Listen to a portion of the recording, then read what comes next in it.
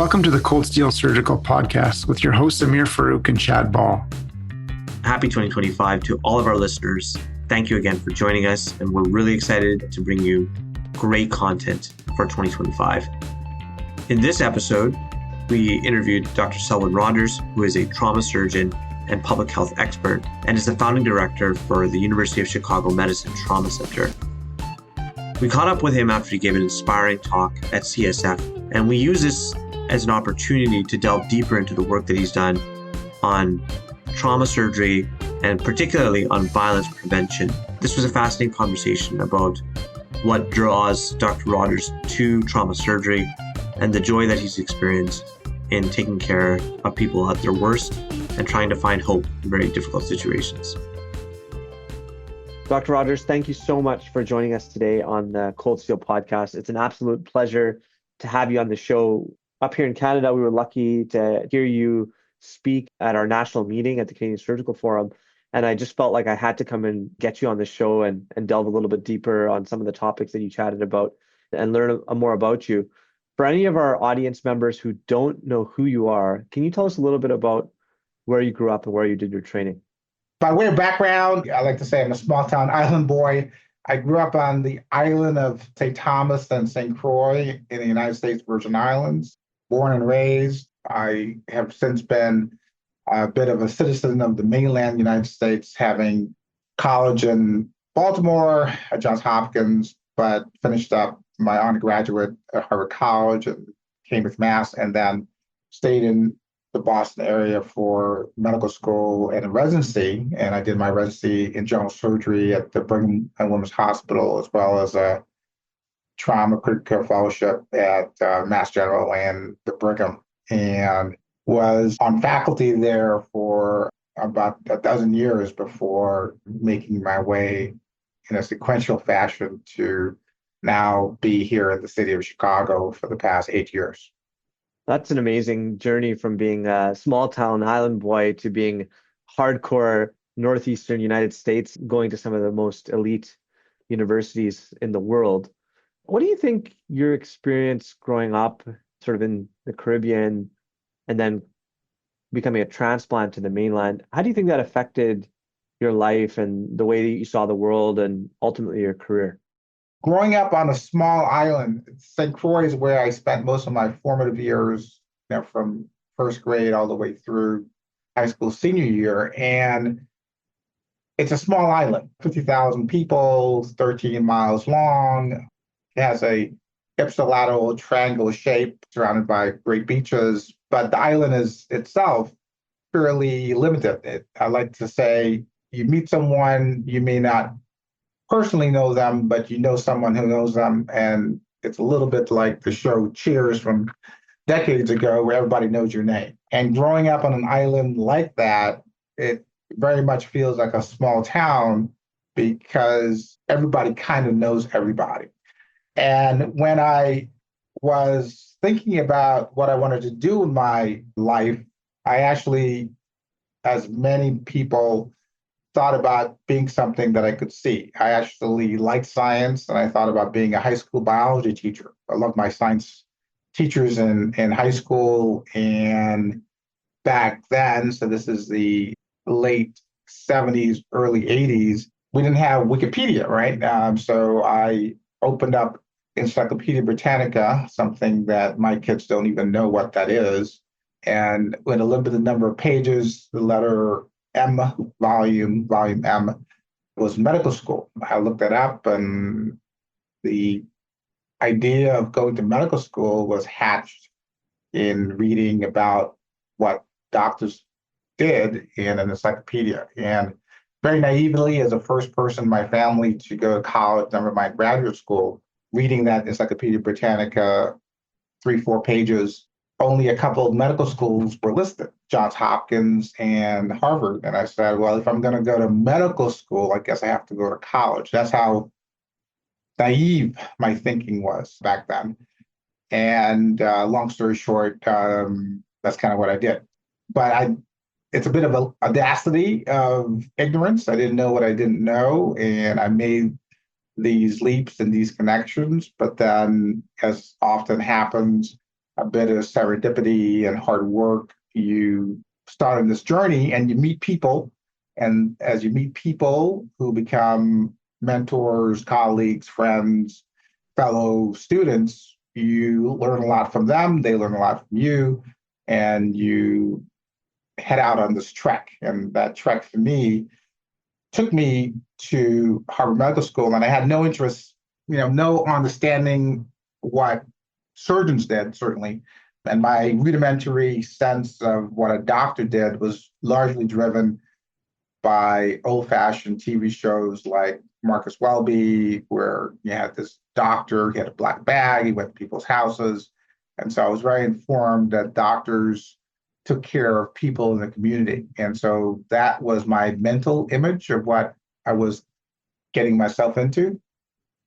But when I was in medical school, being at a research intensive university, medical school, like both college and medical school, I got really intrigued, not just about using knowledge, but generating knowledge. And so the opportunity to create new knowledge through research. And that started this journey of being in academics, knowing that I really like teaching.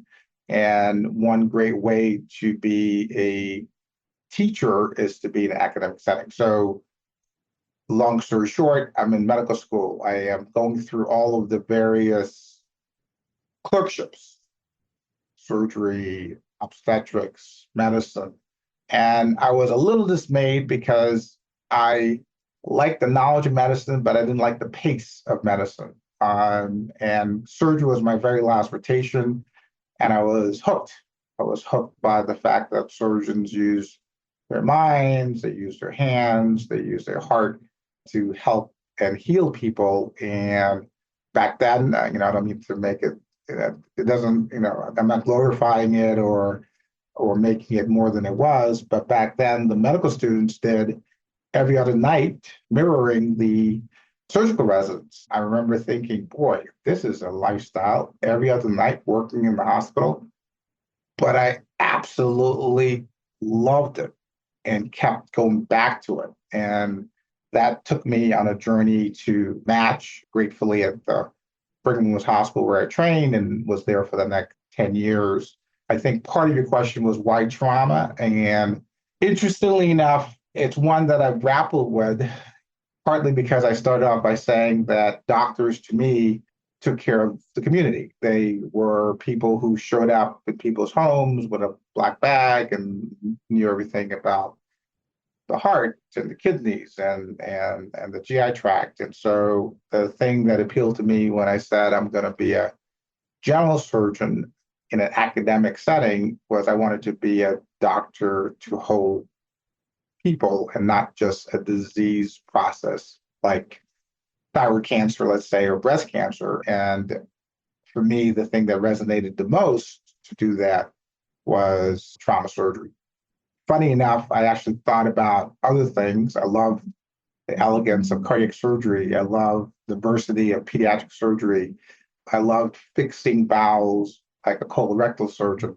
But to put that all together, what appealed to me ultimately was to commit to a career in trauma and critical care. And 3 decades later, that's still what I love doing. That's such a great voyage and a great story. And I think probably everything good starts from Encyclopedia Britannica. So I'm going to have to show that to my kids too now that you bring that up. That's great. Trauma, to those of us that do it globally, is always a little bit personal and a little bit individual. You're sort of giving us the 30,000 foot view of what launched you into a career in trauma and critical care. But I'm sure there's some personal sides to that too. Maybe some patients that you looked after at a junior training stage that impacted you, or things that you saw that you liked or didn't like. On the personal side, what really drew you into the trauma and general surgical and critical care world? And then, as you point out, after 3 decades, the legacy of your work is tremendous. It's internationally known. What keeps you going in our field as well? Well, thank you so much, Chad. From Amir's question, I was going to go high level, and then appropriately you pick up on the granular level, personal. So for me, trauma is deeply personal, and as I have psychoanalyzed myself, laid on the couch and thought about this quite deeply, I realize, or I've come to realize, that trauma and critical care for me is a calling because of my own journey with trauma, not physical trauma, but I grew up in a household with a lot of traumatic events, and I hated the chaos that I grew up with. Parents got divorced early, a lot of conflicts, nothing that actually led to anyone being admitted to the emergency department, but the chaos I found quite disconcerting. And so one of the things that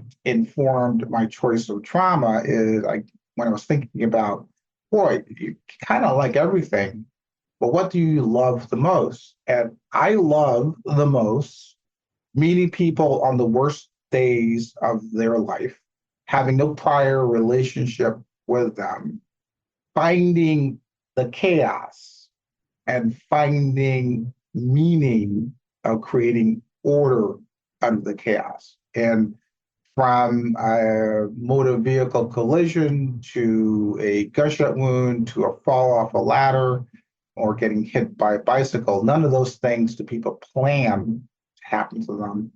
And it disturbs the individual from the violent trauma, but it damages their relationship with their partner, their family, their community. And it can be quite destructive and disruptive. And I came to value being in that role as a physician to create order when I could through my hands and my mind and my heart, and provide comfort when nothing else was possible to do. And so I often say that I live my best self when I am living my calling, because every day I come to work, it's kind of a form of, for me, service to something higher than myself. And that ties in a bit with your question, Chad, what keeps me going. Even on the horrific days, you have bad losses through a set of circumstances and decisions that you wish you had made differently to make an impact positively in someone's chance of recovery. Go home sad, sometimes crying to my wife, lamenting to my partners. And what gets me up in the morning the next day is the hope for better day the next day, that relentless pursuit of making it better for myself and for those that have been charged to be involved in their care and to be involved in their teaching, right? I mean, I think that's the other great thing. We teach patients, but we also teach the next generation, and it's a blessing to be able to be in that space. So those are the things that bring me back, even with the significant challenges with abrupt loss of function, abrupt loss of life that we are both blessed and cursed to bear witness to as trauma surgeons, but as doctors in general. You wrote this really beautiful piece for the New England Journal talking about hope. And so I'll put a link in our show notes for our audience, because I think you talk very eloquently about this kind of funny paradox that I think in general surgeons, and more specifically trauma surgeons, kind of embody, is this funny kind of hope in humanity and our ability to overcome these very dismal circumstances that sometimes are brought on by other people and sometimes are just bad luck. But there's a certain joy and a beauty in the human condition and being able to overcome this, and perhaps being in some small way a part of that recovery. So I find that very moving. And I think that piece in the New England Journal that you wrote was really powerful. We wanted to really delve into the work that you've done as a trauma surgeon, as a researcher, and as someone involved in the community. It's such a unique aspect to your work. There are lots of researchers that we've had on the podcast, but not a lot of them can really say that they've taken what their research and had a real impact in the communities that they serve and they work in. So can you talk a little bit about, you talked about the fact that you worked in a variety of different places as a trauma surgeon, and then you ended up in Chicago. And that's where, and correct me if I'm wrong, but it really seems like that's where your work around violence interruption and violence prevention really started to happen. Can you tell us a little bit about the genesis of that work? Thanks, Amir. I'm actually going to correct you a little bit. It actually started back in Boston, but I'll give you a little arc of that because in some ways, I like to think that I've been preparing my entire career to be where I am right now. So when I was in Boston, going back to a question that Chad posed, do you remember a patient that made you think about trauma? And in Boston, when I was an intern, so I was an intern in 1991, and December of that year, so just before the clock changed to to 1992, memory may be a bit vague, but the detail of what happened was pretty startling to me. And it had to do with the fact that, as many cities, at the end of the year, there was a summary of the year, right?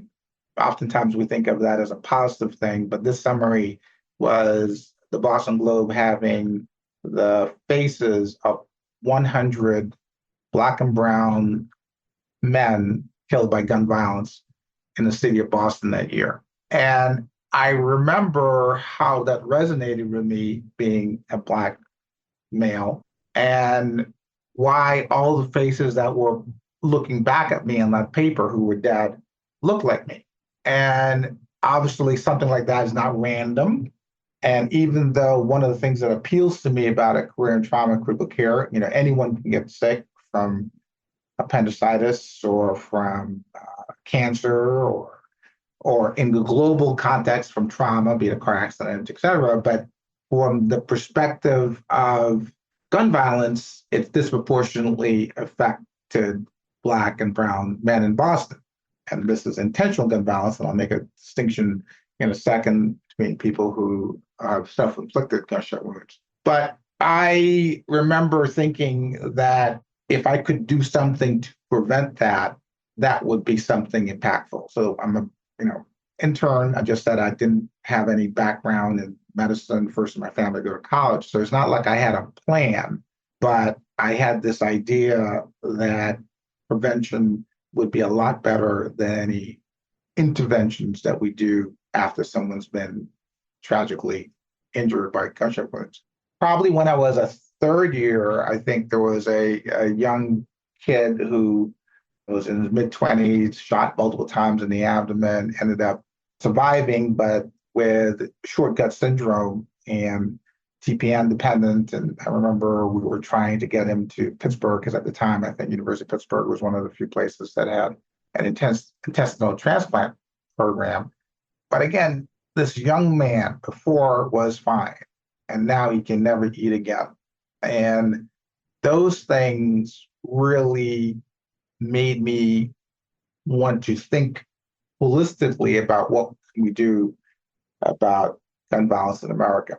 And when I became an attending at the Brigham, same place I trained, one of the things that I pushed hard to do when I became division chief was to start a nascent, I didn't know what I was doing, violence intervention program. And we hired one violence recovery specialist, and their goal was to both be a translator, if you will, between the patients that often didn't look like the care providers, especially our nursing staff, were mostly from the suburbs outside of Boston, and to help with psychological first aid to relay that some of the stress reaction that the patients were undergoing was a very natural reaction to a very unnatural situation of having been shot.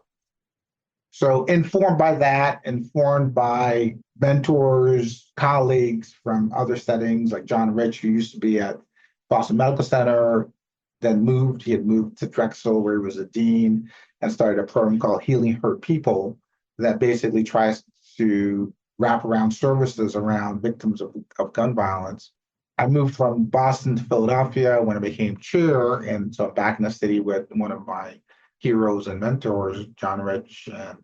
And there, Temple looks very much like where I am now, Southside Chicago. In case of Philadelphia, it's the north side of Philadelphia.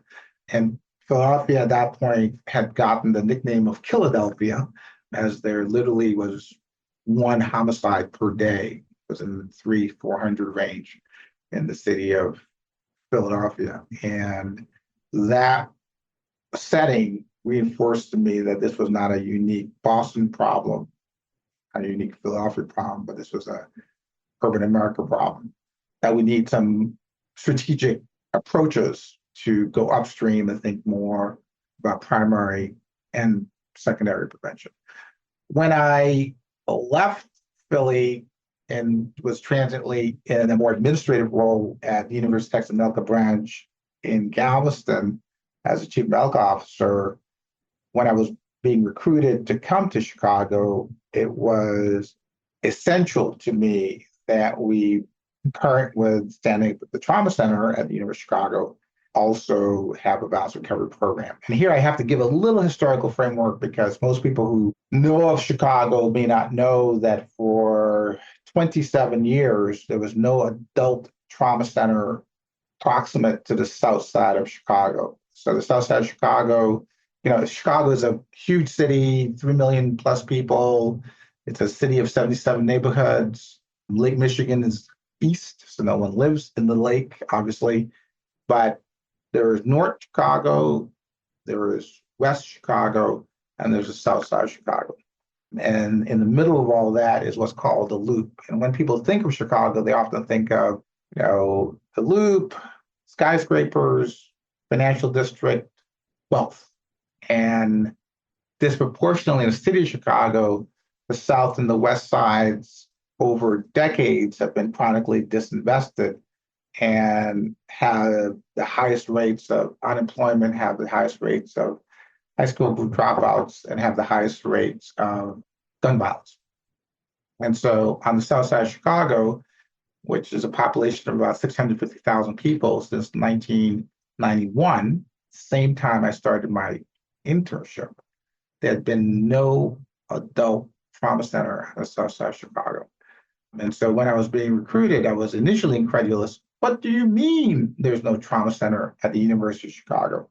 And then as I dove deeper into history and the why, for me, it became a compelling reason to leave a very comfortable lifestyle as chief medical officer and stand up the trauma center on the south side of Chicago, because for me, it was a justice and an equity issue that I was going to be part of the solution for.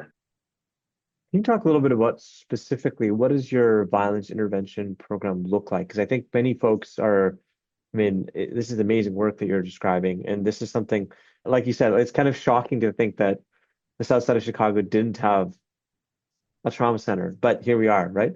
And then looking at the work that you put out and the data that you put out, it really seems to have made a difference. So can you talk a little bit, what did you do differently? What are your violence prevention and intervention programs look like? And what does that look like when it's operationalized?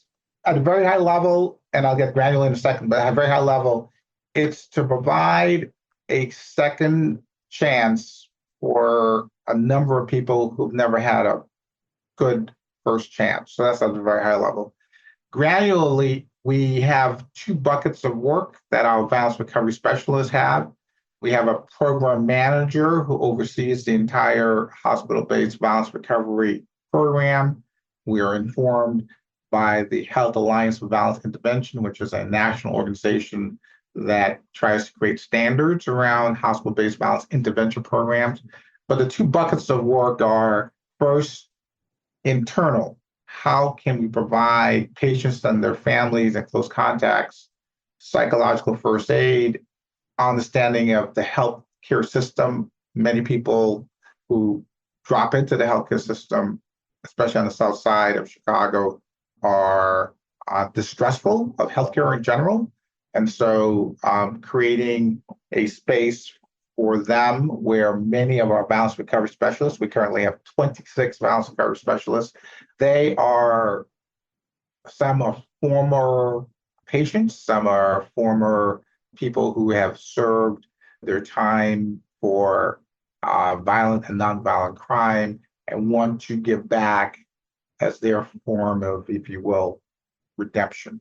And some are masters, prepared social workers, but that group of people basically provides both a combination of psychological support for patients and their families, but also connect them with community-based organizations that they often may not know much about, including social service agencies that they may not know much about. I know that when I'm sick with just the flu, I lose agency. I lose ability to get up and go and drink a glass of orange juice, and I need to be cared for and cared about by my wife. She brings me the orange juice, she brings me the soup, she brings me all that stuff. What if you're shot and you didn't have a lot of agency before? How do you figure out how to navigate a complex healthcare environment here in the United States? So that's one bucket of work. The second bucket of work is intervention in the community, where there are a number of street outreach programs that try to interrupt the cycle of violence, prevent retaliatory violence through mediation, through conflict resolution. And so we are a bit of a conduit to those street outreach organizations to think about a larger ecosystem, because sadly we know that without those type of interventions, people who are hurt as a reaction to being hurt, someone in their family is being hurt, one of the natural reactions that humans have is to strike out or hurt others, and that creates a cycle. And some collaborations with researchers at the University of Chicago's Crime Lab, University of Chicago, Crown Family School of Social Work, Policy and Practice, Northwestern's lab that's led by Dr. Papachristos, has clearly shown that there are these networks of people where we're all, if you will, quoting Martin Luther King Jr., we're all interdependent. But some of us are more interdependent than others, and you can literally trace a bullet and a gun from one person to the next, the next, the next, and see over years how these cycles of violence get perpetuated almost indefinitely. And so trying to interrupt that is important. And I think the last bit that we do less of directly within the hospital, but we connect people with organizations that are providing cognitive behavioral therapy, job training, completion of GED, job placement, because people need an alternative to the illegal economy in the legal economy. And so an attempt to look at that holistically is all part and parcel of what the Violence Recovery Program at the University of Chicago attempts to do.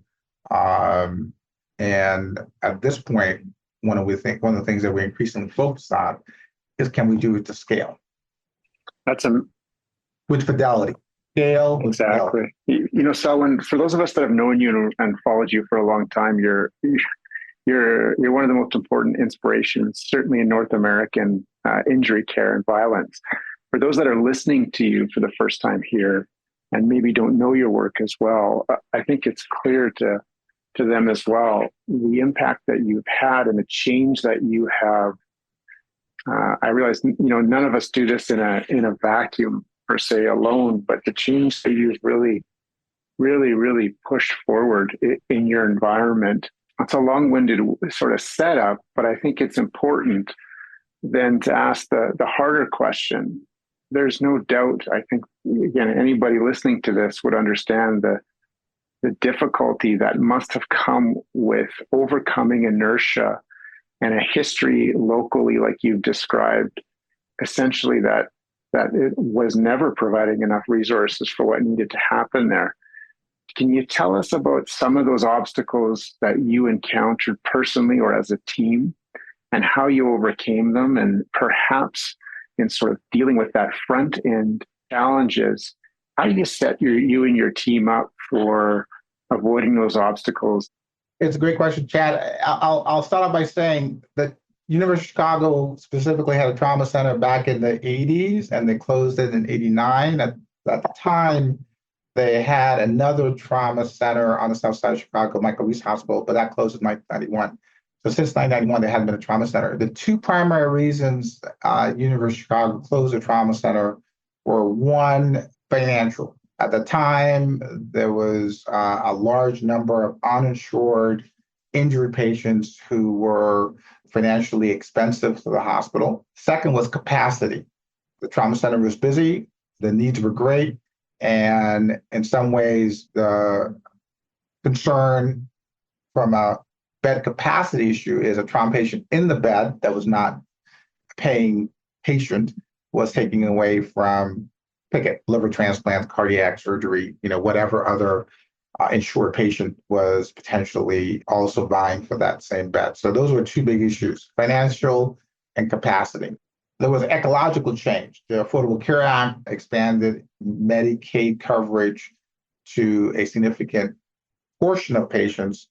And with that expansion, Illinois expanded Medicaid, and the insurance issue became less of an issue for Illinois residents. The second thing that happened, though, was unfortunately violence was unrelenting, and a number of unfortunately young Black teenagers were killed, and some of them were highly visible. Not that all of them weren't visible, but some were more visible than others. One in particular, Damian Turner, August 15, 2010, was a 18-year-old Black kid who was a community activist advocating for rent control and some other social issues on the south side of Chicago. He was shot 4 blocks from the University of Chicago, and because all severely injured trauma patients in Illinois were transported to the nearest trauma center that was 10 miles away in the city of Chicago. And he showed up on the doorsteps of Northwestern and was dead. And his mother the next day said, if the University of Chicago, 4 blocks away, had been a trauma center, my son would have still been alive. That led to significant community activism, pressure on the university to change their policy, their stance about no trauma center to a trauma center. That process took almost 7 years. And in the context of that, I was recruited to be the founding director of Trauma Center. I mean, I could talk to you for hours, I'm sure, and there's so much that we have to learn from you. One thing I do want to really briefly touch on, understanding that this is a big topic, but, not to state the obvious, but you are a Black male at the top of your field. There's not many people like you. And you've written, again, using your voice and your agency to talk about racism in research and racism in medicine and racism in surgery. I certainly feel that this gets lots of lip service, but I don't know that we've necessarily figured out how to really make real change. And I'm curious your thoughts on how we continue to improve the culture of surgery. Yeah, it's a great question. I think we've actually made progress significantly with gender. Yes, we still have some challenges with gender equity. There's still sometimes in some settings too much of a bro culture that can be off-putting. I often cringe when the topic drifts to sports. And yeah, some women may love the National Football League, but some women don't. And so why are we dominating the conversation with those type of things than other things that are more common in our universality, if you will. And the issue of how I both self-identify and how others identify me, I'm walking down the street. People do not see a professor of surgery at the University of Chicago. They see a 6'4" Black guy. And I will share, and this podcast would not be surprised, that even in 2024, it is not uncommon that I will meet someone and they will be incredulous that I'm a surgeon, incredulous that I'm a doctor. And we have a long way to go to achieve true inclusive excellence. And without making any pejorative statements about diversity, equity, and inclusion as a area, because it's really in some ways on the active attack right now. But even with DEI initiatives, we've not moved the needle very much in the United States in terms of true inclusive excellence. So, in my opinion, it starts in kindergarten. It starts in first grade. So when kids are growing up, do they have all of the tools for it to be a truly level playing field? If you, by eighth grade, aren't at grade level in math, what's the odds of you going to college and becoming a doctor? Pretty damn low. And yet still, there's this incredible belief of exceptionalism. You must be exceptional. You must be different. No, I just had great opportunity. Just give everyone great opportunity. And that's, I think, where we should collectively focus. And I'm sure the same things can be said in Canada. I was actually struck in Winnipeg when we had a bit of conversation about Indigenous peoples suffer some of the same consequences as some marginalized communities in the United States. So we all have a long way to go to find our better angels, quoting Abraham Lincoln or more recently Barack Obama. They're there. We just have to find them. And I love to say I'm pathologically hopeful, pathologically optimistic. I think we can. We're not there yet, but it's a great experiment called humanity. Let's lean into the goodness of humanity. Pathological optimism is a beautiful a phrase. I think I'm going to start to use that because we all benefit from that on a daily basis, particularly I think in many ways more recently than formerly. You know, as Amir said, we could talk to you for hours and hours, but we know you're busy and we can't thank you enough for the opportunity to chat with you today. One of the things that we always do at the end of the podcast is ask sort of the same question to every guest, which is, simple, but you've got some great answers over the years doing this. And that's, if you were to be able to magically transport yourself back to a younger you, maybe as a junior consultant or a fellow or a senior resident, a trainee in general, what advice would you have given yourself from knowing what you know now? It's a great question, and you may be surprised with the answer. I think I would have taken myself way less seriously and had more fun. I mentioned growing up in a bit of a chaotic environment. I felt that I could not fail, so I pushed myself to extreme. So I was that guy, Friday night, college, library. I was that guy, Saturday night, medical school, library. Well, life's short, and there's all of this stuff around us every day, and there's so many ways to enrich yourself beyond Friday and Saturday night in the library. And when I think about my life now, I am so enriched with relationships, with mentees, with mentors, essentially with people. And I love to say to my kids, love is something that you can never use up. You can always give up more of it. And, love and friendship and are things that just, keep regenerating. The thing that you don't regenerate is time.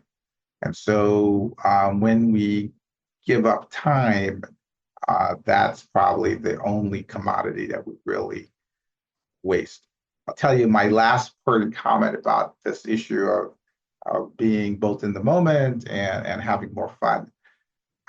When I was junior faculty in Boston, at this point I had 3 kids. I was on path to associate professor. I was working on an NIH grant, and I had my, he's now 22, but at the time he was probably 4 or 5. And he was sitting next to me in the dining room as I was working on this grant. And he was jibber jabbering about something, jibber jabbering, jibber jabbering. So he's just going on and on and on and on. And then, it was just 2 of us. Sitting next to me, I think I am doing a great job as dad because I got my 4-year-old sitting next to me as I'm working on an NIH grant. What could be better than this? I'm doing two things at the same time. World's best dad, working at NH brand. And then all of a sudden, the jibber jabbering stopped. He was no longer talking. And you know that abrupt silence that you get? All of a sudden, there's silence. You got used to the jibber jabbering, but now there's silence. So the silence got my attention. And I turned to Ty and I said, Ty, why did you stop talking? You weren't listening. That was a powerful lesson for me. And I'll tell you, now when I meet with faculty or meet with a medical student or a college student who's interested in a career, I give them my undivided attention. And my 4-year-old taught me that. Be present. You got other time to do that other stuff, but in the moment, be in the moment. Am I always pure to that? No. But when I know that I'm not, I go back to that moment when the 4-year-old said, you weren't listening.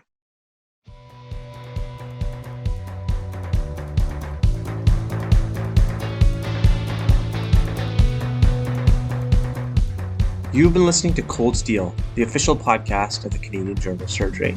If you have comments or questions, please email us at podcast.cjs@gmail.com.